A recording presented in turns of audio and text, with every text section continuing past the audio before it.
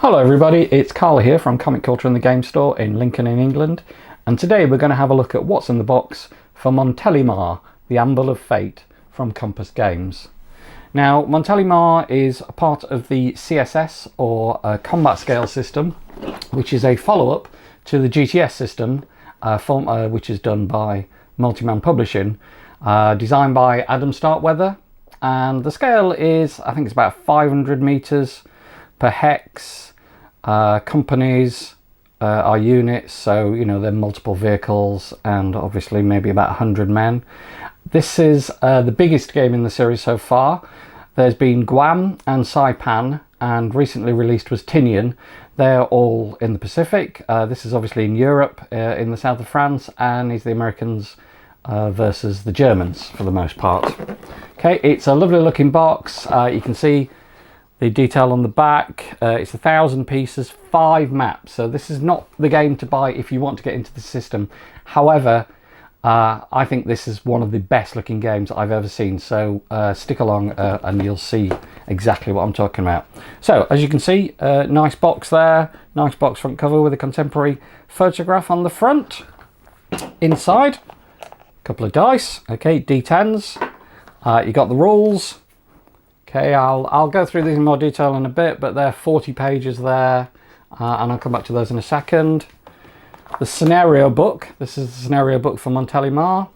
Okay, lots of scenarios in here, up to a full campaign game. Again, you know, really well done. Again, I'll come back to those later on. People have asked me to go into more detail and want to see the components first. Let's have a look at the counters.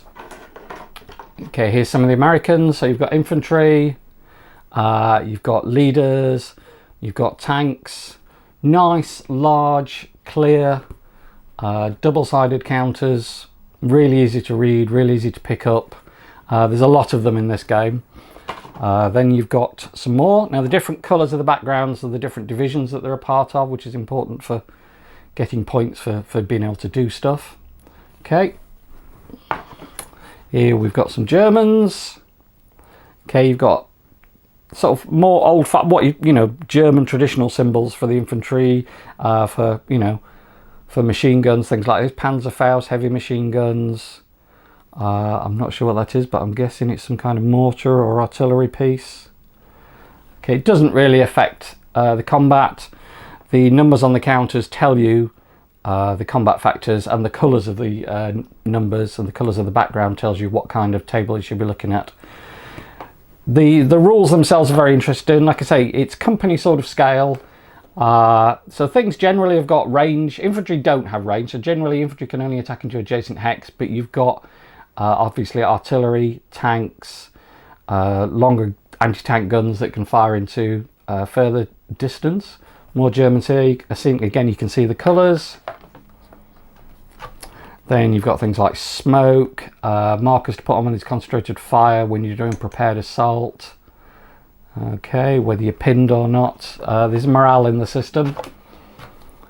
And here we go, disorganisation. So as you get disorganised, you will end up being less effective. So I think it goes all the way up to disorganised level 2 there. And then you've got the 4s up there, so you can see the effect on, and they basically show the effect on the counters in a hex. Terrain effects chart, again, beautiful, full colour, really nicely done. Gives you all the factors. You've got 3 different movement types. You've got leg, you've got wheeled, and you've got tracked. Obviously, each one has a different effect. So cities are okay for leg, but they're going to be a bit slower for wheeled. Roads are obviously good for it to speed everybody up. On the back of that, you've got the charts and tables. The firing table is actually quite simple. You've got small arms, high explosive and indirect fire, or armor piercing if you're firing at a hard target over there. That's the blue background. Assault, so you've got direct strength. There's your sequence of play. Fairly small text on that one, but I suppose they had to fit it all in. There's your sequence of play. You've got weather, check whether your division's getting fatigued. Spend your dispatch points, which is what your division generates, getting more dispatch points. Then you've got your action phase. The whole system is very interactive. You're pulling chits out of a cup to see who activates. so you're never quite sure who's going to go next. These are my favourite kind of systems. They also work incredibly well solitaire. And one of the great things is even 2-player or solitaire, you can just walk away from the game at the end of an activation, come back, pull the next chit out, you're ready to go. That might be, you know, at 2 hours later after a nice lunch, or it might be 2 weeks later after you've been on holiday. You can pick the game up straight away. The date, time and weather display, just blank on the back. Okay, display for some of the Allied forces. So you've got 36th Infantry Division, you've got Task Force Butler, you've got the Free French there, General Records track. So you can see there's your routed units, available heroes, airstrikes, the transport pool, support weapons, and reallocating and available support weapons. Now the way support weapons work is they're not necessarily allocated directly to a unit. They can be moved around, so they can be taken off and given to other units of the same division. So there's your 45th Infantry and 3rd Infantry Divisions. Here are some of the Germans, 2nd Panzer Division and 189th Infantry Division,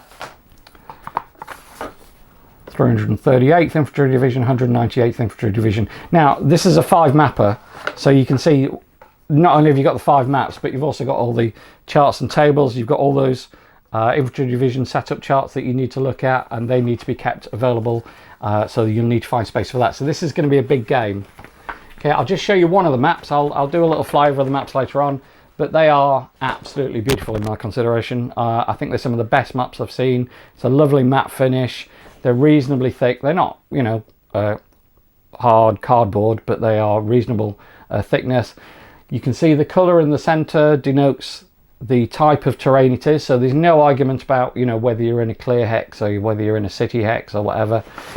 It's clearly marked, and of course useful for line of sight. Here's a little flyover of the Montélimar map, looking to the north from the south of the map. Okay, so you can see the hills, the river in the middle, up into the top left hand corner, the northwest over to the northeast, and then coming down you've got more hills, quite a dominant position there, and then of course down in the south you've got the town of Montélimar itself, which is quite sizable.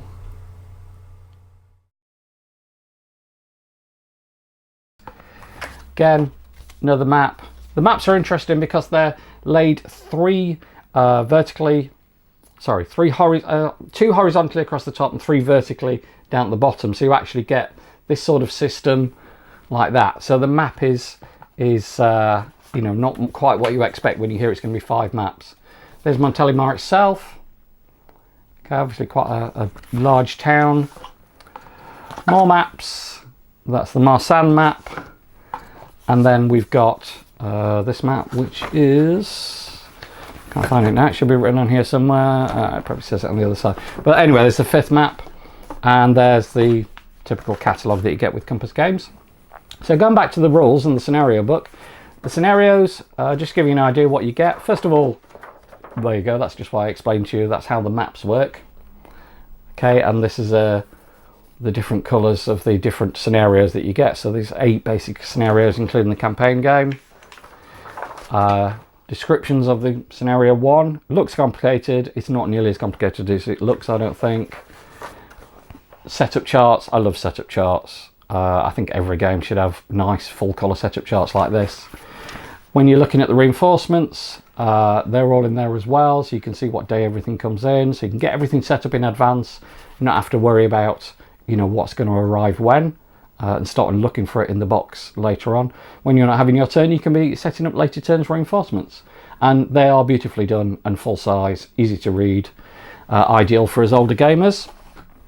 The rules themselves, they're 40 pages. There's quite a lot of examples and a lot of text in there to help you learn the game. Going through some of the typical rules, you've got line of sight, obviously, because, you know, some things require line of sight. You've got fire actions, you've got assault actions, you've got rally actions, you've got engineering, you've got support weapons and leaders. So when you activate a unit, you generally pick one of the actions it can do, and if you're prepared to spend some more points, you can actually make it go again and do another action. Here it tells you what the different information means on the counters, the different colours, as we've seen already from those large sheets.